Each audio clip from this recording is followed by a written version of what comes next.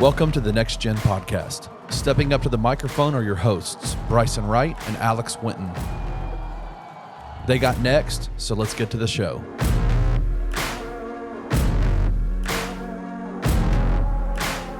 Hello and welcome into the Next Gen Podcast here on the Bluff City Media Podcast Network.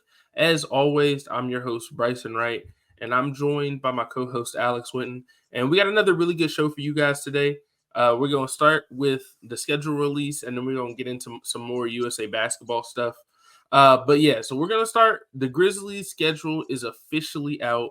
We know all 82 games, 80 out of 82, because we'll find out the last two based on the in-season tournament. But we know 80 out of the 82 games that the Grizzlies will be playing. And all in all, I think there's a couple dates that people were really looking at to be the most important dates. The first one going to be, when is Ja actually going to be coming back? I'm pretty sure that everybody, when they saw the schedule, the first thing they did was count out 25 games. So we do know that his first game he'll be eligible to come back would be December 19th at New Orleans. That game is on TNT, so we'll see what happens with that. It's going to be interesting to see if he's actually going to play in that game. I don't know exactly what the rules are going to be for his suspension, so I don't know if he's really going to be able to work out leading up to that, or if he's going to come back on that day and then there's going to be one of those ramp-up processes where he's not going to play for a couple of games. But I think that was the first thing everybody was looking at. The season opener will also be against New Orleans, but it will be at home. So that'll be an interesting game to watch as well. And then the very next game, the defending champions are coming into Memphis, so it's going to be awesome. But the early season games, I feel like the first thing that I will say is that, there's some tough games in that first 25. Like I said, they're going to be playing Denver. They're going to be playing Dallas. They're going to Los Angeles. They're going to be playing Boston. They're going to be playing Phoenix.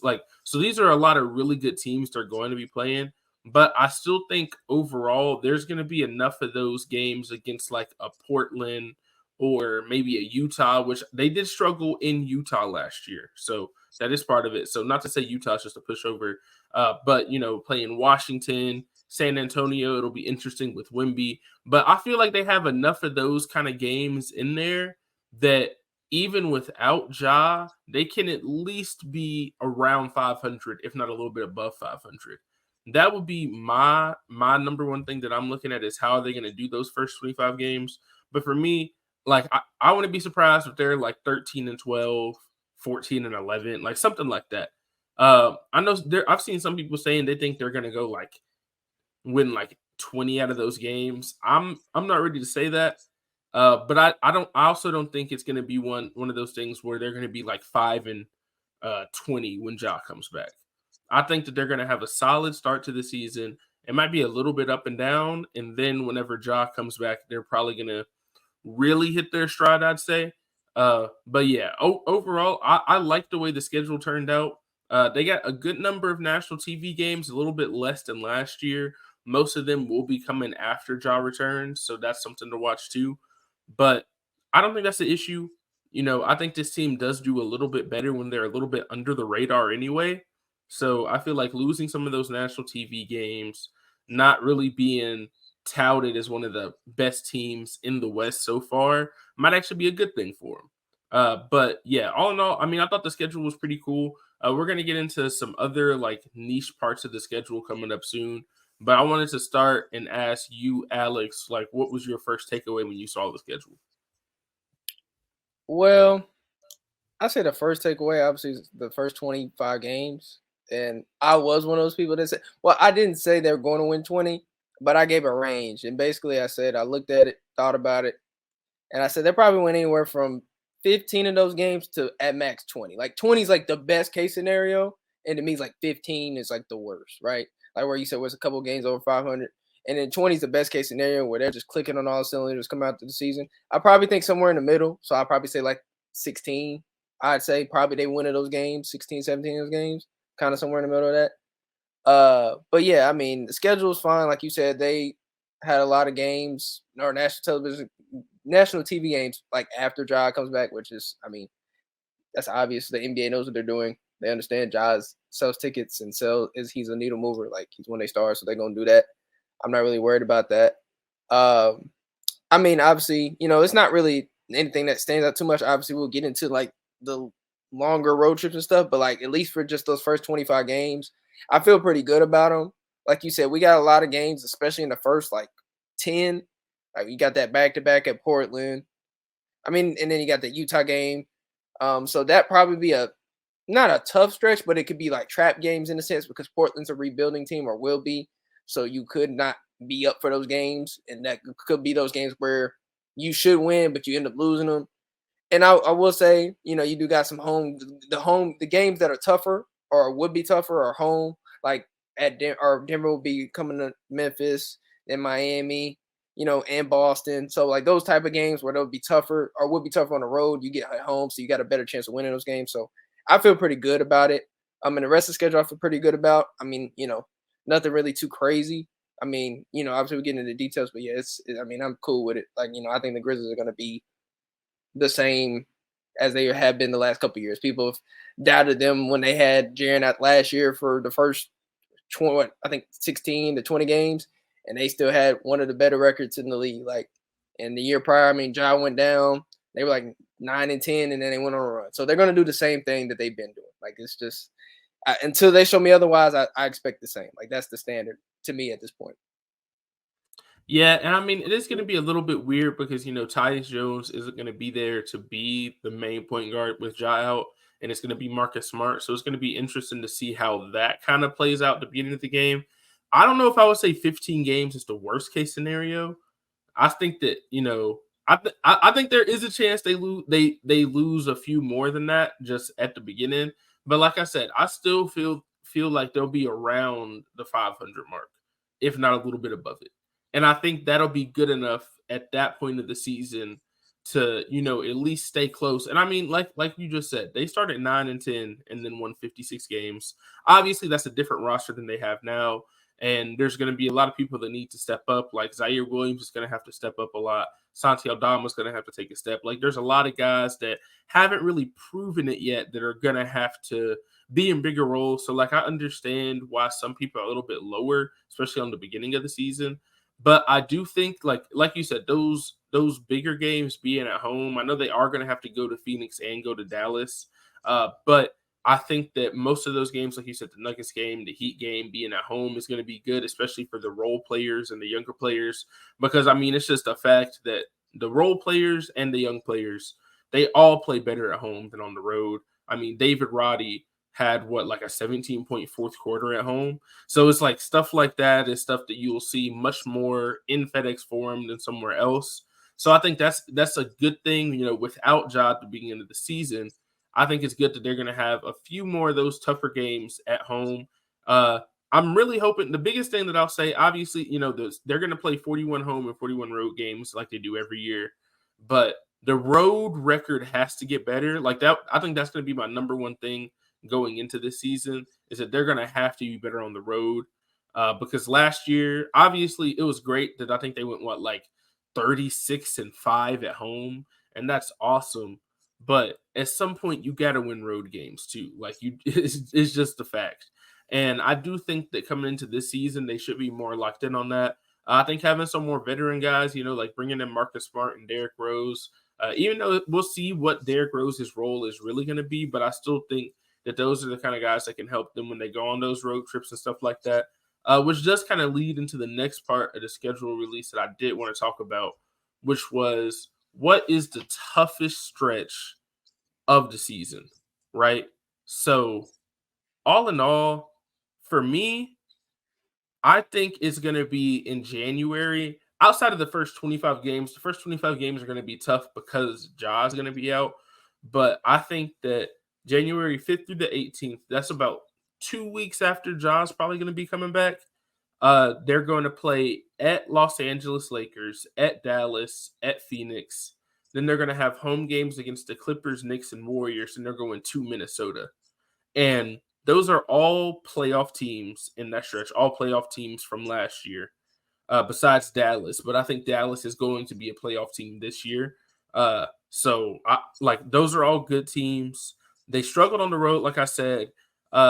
6 out of those 7 games are against Western Conference opponents. So that stretch of the season is probably going to have a pretty big kind of impact on where they end up in the standings. If they win like 5 out of those 6 games, then it'll probably help them with a lot of tiebreakers. They're going to move up in the standings during that time because I expect the West to be really close. So I think just a good stretch of games can really put you over the top. But yeah, I think that's probably going to be the toughest stretch of games. But if they can win 4 or 5 out of those 7, I think that'll be good. They just got to avoid, losing all those road games and then dropping one to the Warriors at home or dropping one to the Knicks at home. Like, that's really just what they got to avoid, I think. I think as long as they win those home games and then at least win 1 or 2 of those on the road, they'll probably be fine during that stretch. But yeah, I think that's probably going to be the toughest time of the season outside of those first 25 games without Ja.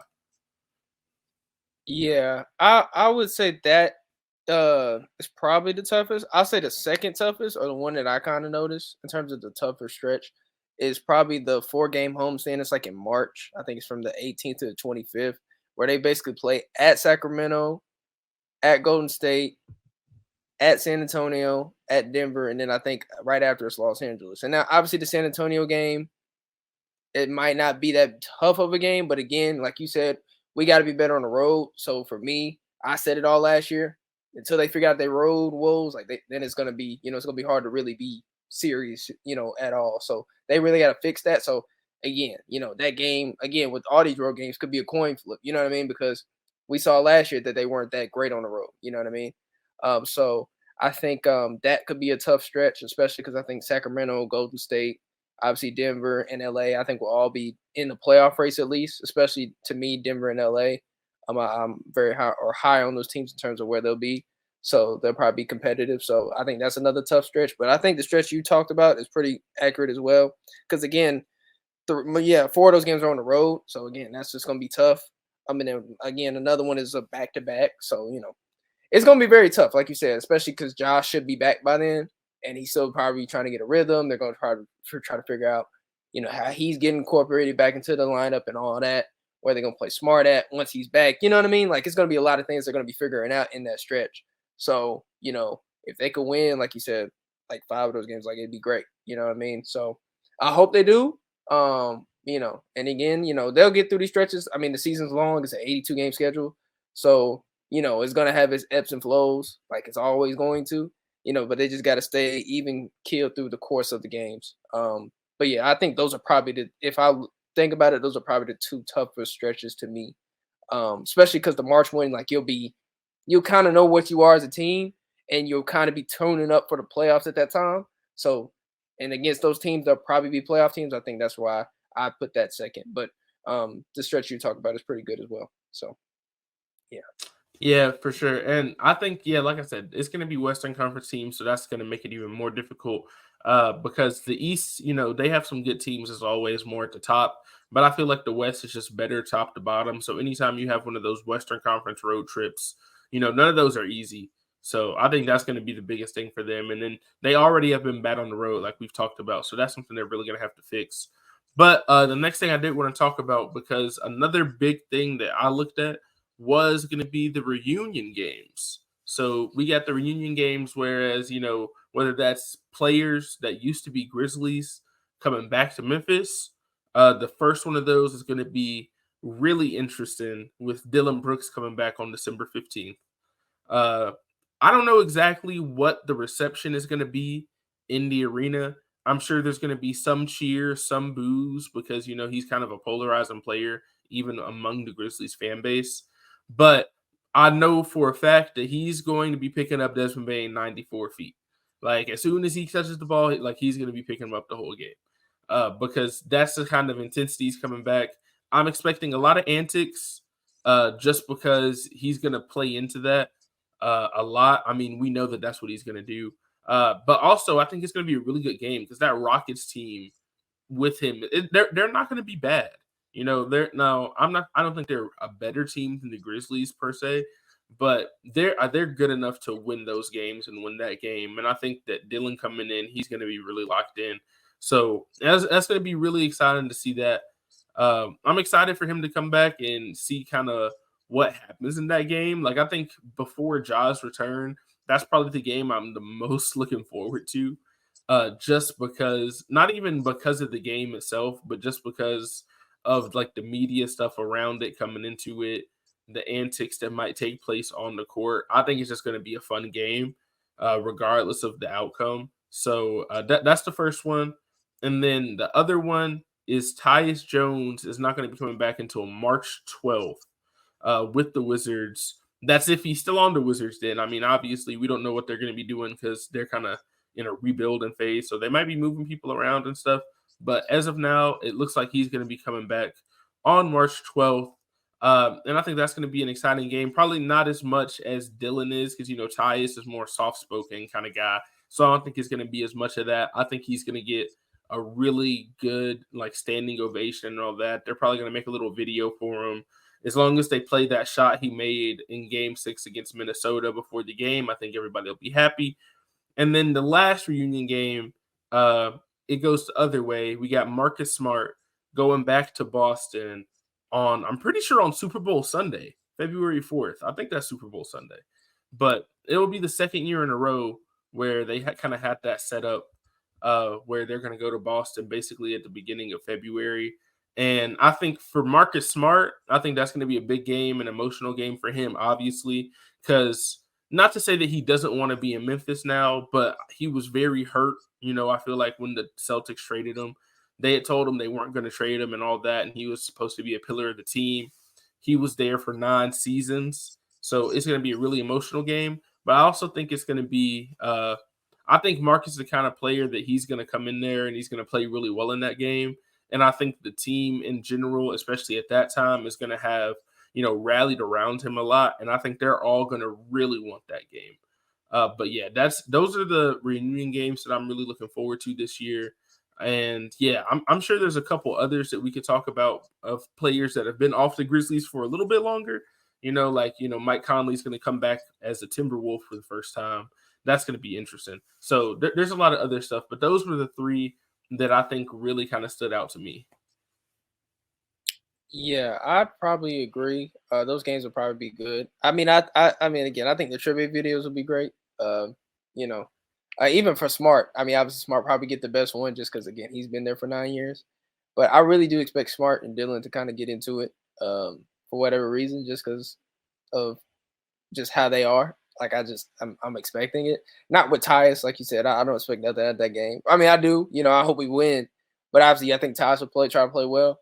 You know what I mean? But I don't think there's gonna be any like antics in that game. You know what I mean? I think it's gonna be hoop. But when Dylan goes up against us with Smart, especially starting, yeah, those first couple games, yeah, I expect some smoke. Like for whatever reason, just because it's like, a lot of people have viewed Dylan or Smart as the guy that has replaced Dylan in terms of what he was on his team. So I'm pretty sure, Smart has heard that. I'm pretty sure Dylan has heard that, even though he might not say he hasn't. He probably has heard it or seen some of that. So, or they'll either hasn't seen it, but they'll talk about it as those games come up or get closer. So, I do expect that to be kind of a thing.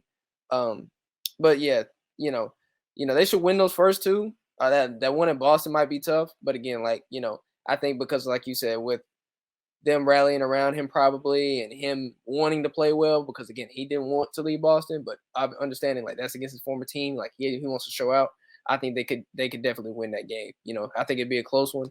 But I think they could end up pulling out that game. But I do think that all 3 will be fun games though. It's always good to see the reunion games. Like, I mean, like last year with this past season, with Kyle, when Kyle came back and Melton came back, those guys were showing love at the end of the game after. So, it's always love with those players that played beforehand, because they had a part in this. Like it could have been somebody that barely played. You know what I mean? But they're all so close. You know what I mean? That's kind of what they built here. So, I expect the same when they see Dylan and when they see Ty. So, it'll be fun overall. Yeah, definitely. And that Celtics game, I think, is the one I'm most looking forward to, just because, I mean, remember the whole fine in the West comment. Ja did say the Celtics were the team to beat because they haven't really beat the Celtics. They haven't really beat the Celtics either on the road or at home with this new group. And I think adding Marcus Smart is just going to add more fuel to that. And the Celtics are going to be really good this year. And also, I mean, you talk about Dylan being the replacement, or Dylan feeling like he was replaced. It's a little bit different for the Celtics because, Brogdon was kind of already on the team and they already had Derek White. But, they traded him and ended up with Kristaps. So it's kind of like, they just shipped him off. And not to say Kristaps replaced Marcus because they're different players, but it's like kind of trying to show. I think he's going to really want to try to outplay him in that game and also outplay, Derek White, Malcolm Brogdon, like those guys, just because to kind of like the whole Jimmy Butler thing where he went back and he's like, Tobias Harris over me, like after the game. Like, I feel like we might get one of those kind of quotes from Marcus Smart. But yeah, like I think that game is probably going to be one of the more exciting games of the season, just in general. But yeah, just to continue on like some more stuff about the schedule too. I talked about the national TV games a little bit. I think that Pelicans game when Ja first comes back, if he does play in that game, might be the highest rated game of the season for the Grizzlies, just overall, because I feel like the fanfare around that is also going to be just really insane. So I think I'm really looking forward to that one, not just because Ja's coming back, but also just because I think that's some like there are some nights where it feels like the entire NBA world is going to be watching the same game. Like I'll go back a couple years ago. I think it was when the Warriors were playing the Thunder, and it was a regular season game, and it was the one where Steph hit that really big three to win the game. It felt like every NBA fan was watching that game, even though it was a regular season game. It wasn't a playoff game or the finals. And I feel like Ja's return game is going to have one of those effects where whether you like Ja, whether you don't like Ja, whatever it is, people are going to tune in for that game because it's going to be his first game back. And I think just everything around that is going to be really fun. So I'm really excited. I'm excited for the season in general. They're going to be starting their preseason at the beginning of October 8th. So they'll have a couple preseason games and stuff like that too to kind of get back into the flow of things. But I think the number one thing I'll say is even though, we'll see if they can get to like 50 wins or something again. But just overall, my expectations after seeing the schedule is they just need to be a top 6 seed, man. Like if they are a top 6 seed, they're going to be okay. Because I know I said it last year too. You want home court advantage, but the last 2 times they've had home court advantage, they've lost home court, or the last 3 times they've had home court advantage, they lost home court advantage in the first game. So it's one of those things where it's like, not to say that you don't want home court advantage because you got to win those games, but I'm not as worried about that, especially when you saw last year that, a 7 seed and a 6 seed won in the first round and stuff like that. The Lakers being a 7 seed made it all the way to the Western Conference Finals. So I'm not as worried about their seeding, more as just as long as they're avoiding the play-in and the team is healthy. That's the other thing. And the team is healthy going into the postseason. They're going to be okay. They have some question marks still, but they have question marks coming into every season. And they figured it out so far. So I expect them to figure it out again. That's fair. I'll say this: the second game that you were talking about, which I think in terms of national televised games that would be most interesting is the Golden State game on MLK Day. I think that's probably going to be like the other one that's going to be cold because, like, again, I think everybody's going to be watching that because a lot of teams will be, I think they'll only have like 3 or 4 games on the day. Obviously, you already know the significance with Memphis and MLK. Obviously, with the Golden State Warriors and Memphis, the Grizzlies, like how they got smoke for each other. So I think that'll be another game. But in terms of just overall with the schedule, I'm of a different opinion in terms of depending on what your expectation is. If you expect this team, to me, because I'm a big historian, so instead of saying top 6, I go top 4 at least. Not even because, again, even though they haven't taken advantage of home court just historically, even though you've seen teams that have been a 6 and 7 seed made it that far, usually the team that wins it is the team that has been the top 4 seed. I think that's gone back to since the 90s. Like it's been kind of a consistent thing. So if they want to win, I think they gotta be. I think the expectation for me is to be top 4. But I don't think that's too far fetched because they've been top 2 the last 2 years with a bunch more injuries and I think problems coming into the season. Because last year you didn't have Jaren for the first 20 games. Then as soon as Jaren came back, Bane was out. Then obviously you had the Ja suspension, and you still won 51 games. Then the year prior, you started 9-10, and Ja was out for a good amount of those games. Was when they were when they started out 9-10, and then I think that last stretch of the season post All-Star break, he missed a lot of those games, and they still won 56 games. So I don't think it's too far fetched. Obviously, you don't want to, I think they'll be top 6 for sure. I think that's like worst case scenario to me personally. And like you said, health wise, I think, for me, if Bane and Jaren are healthy to start the season and the majority of everybody else is, I think they'll still, by the end of the season, and, as long as Ja comes back and is healthy and is good, I think they'll be a top 4 seed. Now, where in that top 4, I don't know. You know what I mean? But I think they'll avoid the play-in. Like, so you got some people talking about the Grizzlies being in the play-in again. Like, I remember seeing some standings and some rankings, and I just think that's kind of crazy. But again, I kind of expect it because everybody's kind of just written them off, which again, they thrive in that position anyway. So, I think they're just going to exceed expectations again. Like, it's just hard for me to, until they don't do it, then I'll be I have a different mindset. But like for now, like my expectations going to be the same. So, I expect them to continue to just be to keep that same Memphis standard that they've had the last 3 years. Yeah, because I mean, when you go back to that 2 years ago, whenever they were 9-10, and I'm pretty sure Ja got hurt in the game where they went 9-10, and yeah, it was the like game. that night. Yeah, like that game is one of those games where even me, I feel like I'm usually pretty optimistic. I was like, oh yeah, season's over. You know what I mean? Like that's really what it felt like that day. It's like, oh yeah, the season's over.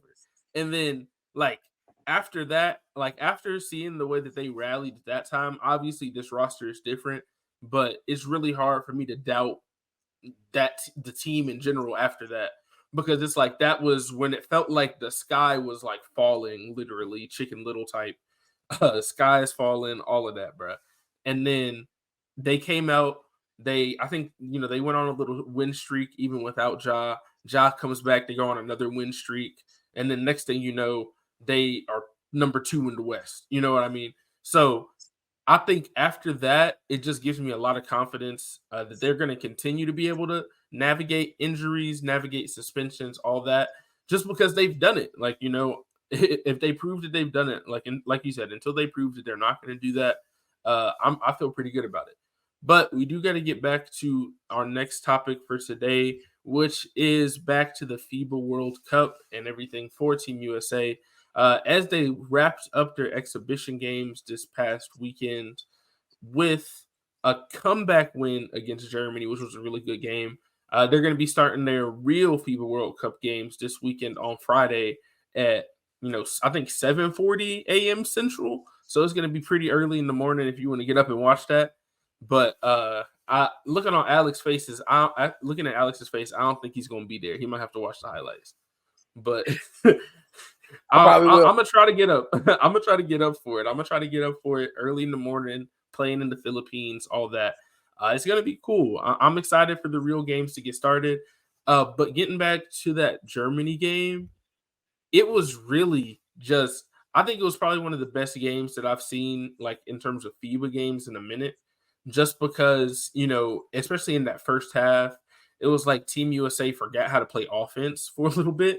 It was almost like every player was like playing my career, and when they couldn't score, they would just, okay, now I'll pass, instead of like swinging the ball. Like there was not a lot of ball movement. It felt like the ball was kind of sticking to people, and everybody was trying to go one-on-one, which was really confusing to me because I feel like they haven't really done that in these other games. Like I really feel like in these other games they've been good at sharing the ball and stuff, but for some reason in that first half, everybody was going one-on-one.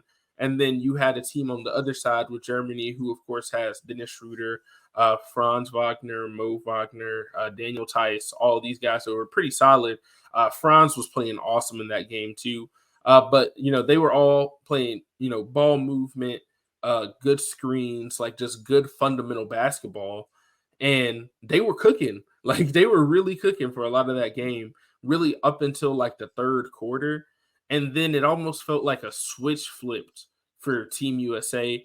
And I think it really started on defense. And I do want to get to Jaren's defense because it really felt like whenever Jaren was in the game, you could just tell how much better the defense is. And I mean, if you look at the plus minus, Jaren had the second highest plus minus besides Anthony Edwards, who had an incredible game, finished with 34 points. Jaren, kind of led the defense. He had 6 blocks on the other end, and a lot of them were pretty impressive too.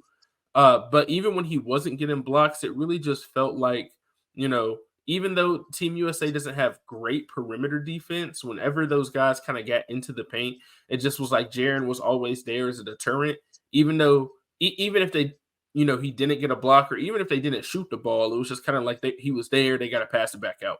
And I saw a lot of that down the stretch, and it forced Germany into some tough situations. They ended up, getting out and running off of some of those blocks, forcing some turnovers, stuff like that. Tyrese Halliburton hit 3 really big threes. And then down the stretch, it was just the Anthony Edwards show. And I think my favorite play was when they were down by 3. Jaren comes down, he gets the block on Dennis Schroeder. They pass it up to Ant, and he hits the 3 to tie the game.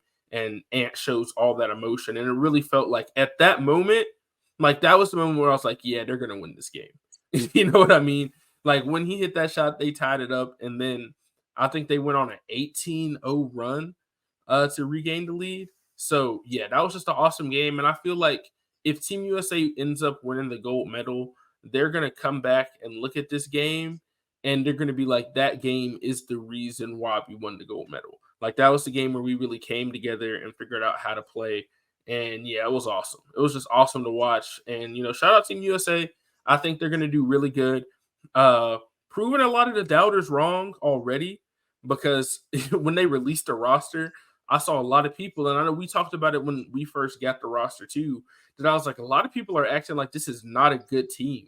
Like people were acting like the team was bad because there was no LeBron or KD or Curry or like those names on the team. But they got a lot of really good players on this team. And I think they just continue to prove that. And I think they're going to continue to prove that their first game coming up with New Zealand. And I think just in these little group play games and just throughout the tournament, I think they're going to prove that they are better than what a lot of people were saying they were coming into this. Yeah, that game, the Germany game was really crazy because again, I thought at certain points it was cooked. Like I'm not gonna lie to you, I think it was probably third quarter.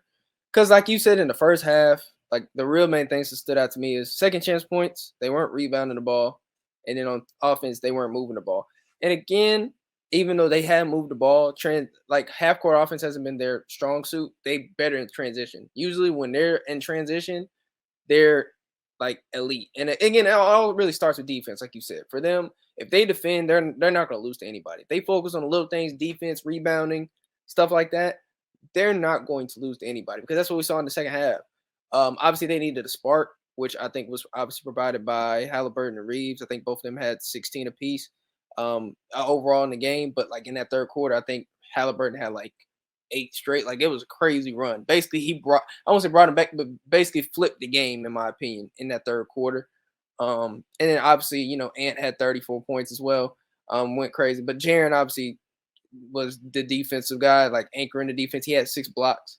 And again, I think somebody told me, I said, whatever the block record is, I think he has a chance to break it in FIBA. I think it's 10.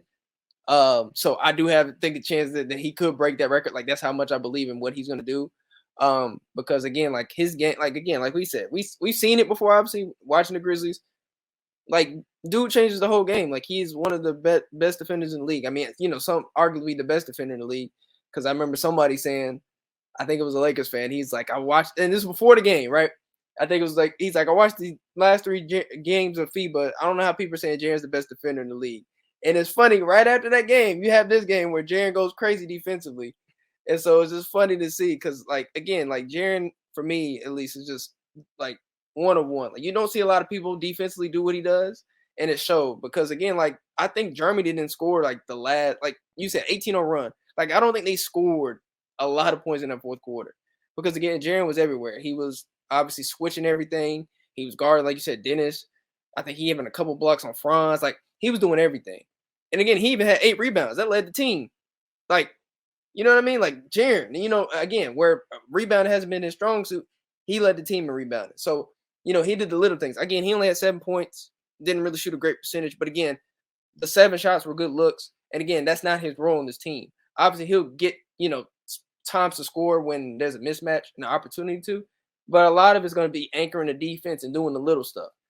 That's what I think I said a couple pods ago. Like, you might see a stat line where he only has like 7 points, 8 rebounds, 6 assists. But to me, he was the second best player on that game. You know what I mean? Even though Reeves and Halliburton had a good game, and even Ant, like, I think he was easily a top 3 player on that team, like most impactful player because of what he does on the other end. So, I think that was a great game for them, a great test. That game and the Spain game really showed show them that, hey, we can do this. We just have to be consistent with the little things. When they're consistent with the little things, they won't lose to anybody. Like, I really feel that way because that's what it's about. When you have a team like this, it's just about locking in on those things because it's hard to do because you feel like you're more talented than everybody, and so you kind of get lax naturally. And I think that's what happened in the first half. And I think part of that third quarter too. That's why I thought it was cooked, because I think they were down like 10 or 12, and I didn't see anything different in terms of the second chance opportunities or closeouts. But then again, a flip the switch and they were right back in it. So, I'm excited to see them play because I do like this team. I like a lot of their players. And I think Kerr's starting to figure out what lineups work too as well. So I think we'll see, some different not some different lineups, but maybe, different patterns and stuff like that. But yeah, no, I think Team USA, that was a great win. That's probably one of the better FIBA, probably the best game out of the 5 they played, in terms of just going through something, besides the Spain game. But yeah, it was a great. So I'm excited to see what Team USA does. I think starting this weekend. So yeah. Yeah, definitely. And then I do want to mention like a couple more things. I know that you tweeted about it, and I think I responded to it when Jaren made the skip pass out of the double team. I forgot who it was he passed it to that was open in the corner. And Brandon Ingram. Brandon Ingram. And I was like, yes, that's what that's what we need to see. See him passing out of the double team, stuff like that. And then the other thing that I did want to mention is I don't know if they got this from the Grizzlies, but Team USA loves to run the first play of the game and the first play out of halftime for Jaren. Now, the rest of the time, they might not even look his way. But the first play of the game and the first play of the third quarter, and I think in this last game, it was the first 2 plays out of the third quarter, are probably going to go to Jaren. And I feel like that's just something to kind of get him a little bit going. And I think that's something that, Steve Kerr probably noticed from coaching against Jaren, is I feel like when he starts the game with a make, like the rest of the game is just easy. Like I feel like there are times like when he has his bad games, it's because he's getting frustrated. And I feel like when he comes out, gets a post up and scores early on, I kind of just feel like it's something that it kind of like calms his nerves a little bit. And he kind of is like ready to lock in after that. And I think that's really something that they should keep doing, keep looking at him early in the game, especially on some of these teams where he's going to have big mismatches coming up. Because no offense to some of these teams or teams like Jordan and stuff like that, like they've got professional basketball players, right? They got good players, but they just don't have the level of guys that they'll probably need to match up with a guy like Jaren. So I think we're gonna see a lot of that. I think we're gonna see a lot more of him on offense because he's gonna get some mismatches coming up. But yeah, and I also think that the number one thing I've been looking at is this is kind of a preview of what Jaren would look like at the 5. I think he's shown that he's not ready to be a full-time 5 yet, but I think there's going to be a lot of lineups where they're going to be more comfortable with him playing the 5 after what he's shown in FIBA. But also, I will say, I also like the FIBA rules a lot. I'll just throw it out there. The FIBA rules, like watching these games, it's been, they're not as high scoring, but it's also one of those things where, they're still scoring like 90, 100 points, which I really think that's like the perfect level of, between defense and offense is when they're scoring in the 90s, low 100s. I know everybody will talk about, they don't want to see 140 to 140 and just chucking threes and stuff like that. But I feel like in the FIBA game, I feel like they found a way to balance it a lot. And I like a lot of the rules that they've been playing with. I think they let players be a little bit more physical. And I think that's one of the reasons why Jaren has like shined a little bit, because he can use his physicality on defense a little bit more and not worried about getting called for, ticky-tack fouls when he goes up for blocks. So I did just want to throw out there that I really have enjoyed watching these games with FIBA rules. And I'd like the NBA to, continue to incorporate some of that. I know they did that already with trying to cut down on flopping and cut down on, when players, do the pump fake and jump into people and stuff like that. I think FIBA's done a really good job of cracking down on that, and I think the NBA should follow suit. Yeah, I to your point about that, I think they're trying to.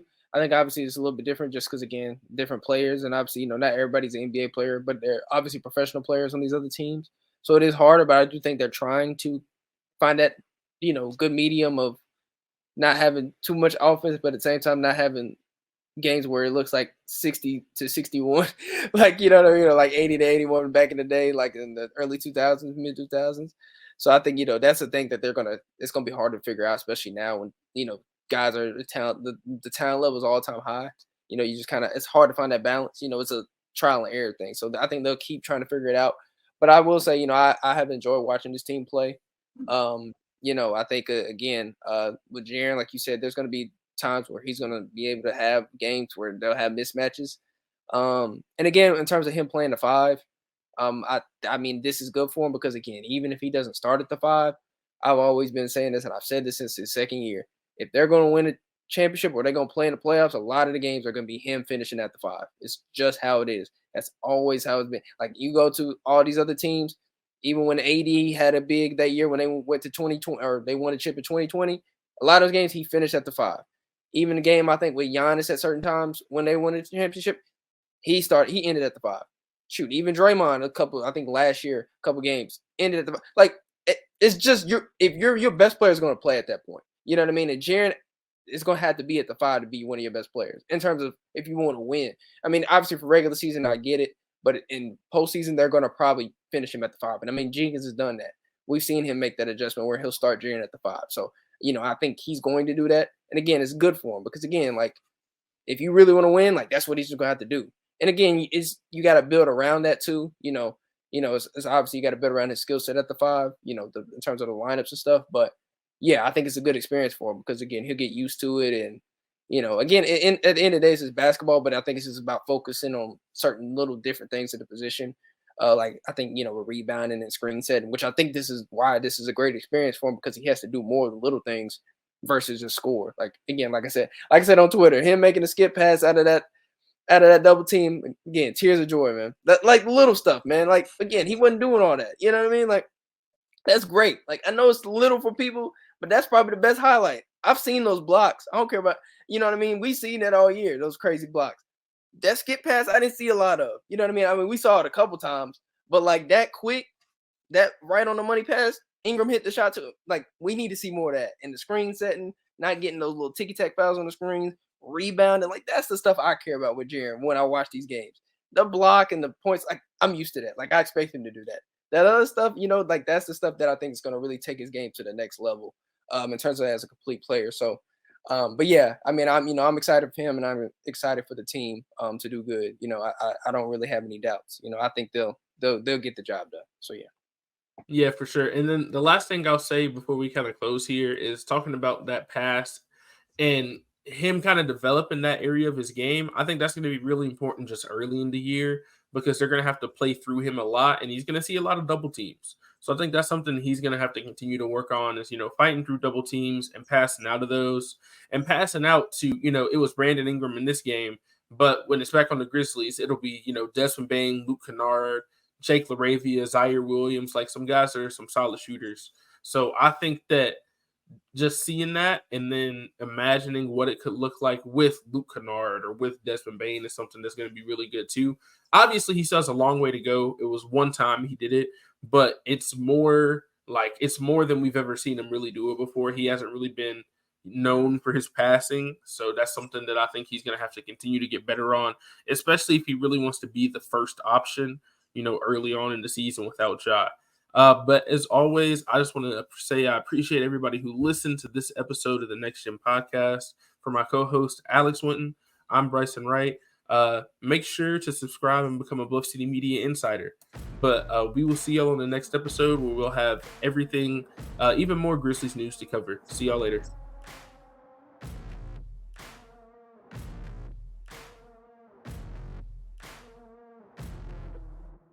Thank you for listening to this episode of the Next Gen Podcast. If If you enjoyed this episode, leave a like and a comment wherever you download your podcasts. Head over to www.bluffcitymedia.co, where you will find comprehensive coverage of all things Memphis sports and how you can become an insider. We'll see you back here next time.